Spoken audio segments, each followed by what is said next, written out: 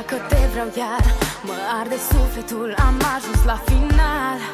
Cu gelozia ta ai secat dragostea, dar eu te-am înțeles și te-am iubit așa. Tot ce simt acum e un mare gol. Poți să-mi faci răni când nu mă dor. Vreau să pleci, dar nu îmi e ușor. Iau piatra de pe inimă,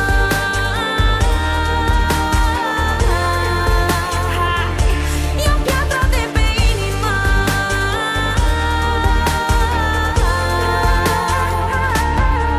De ce nu vrei să te oprești? Dacă pleci o să-mi lipsești, sărutul tău nu îl găsesc în povești.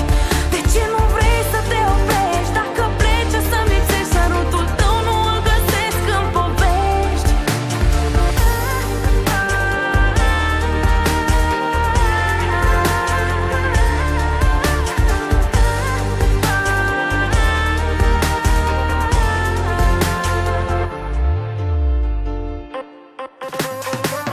Ai rămas o traumă, pictat în lacrimă, ca un tablou ce s-a lipit de inimă.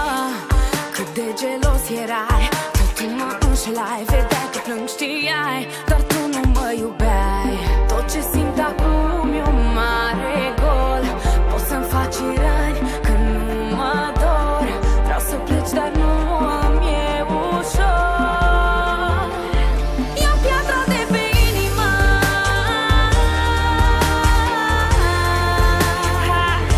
iau piatra de pe inimă.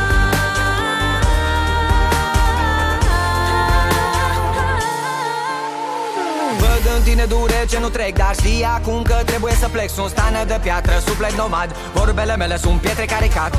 Nu vreau să por cu mine amintiri, am doar războaie de șarte acum în privit. Durere și venin, eu suflet clandestin.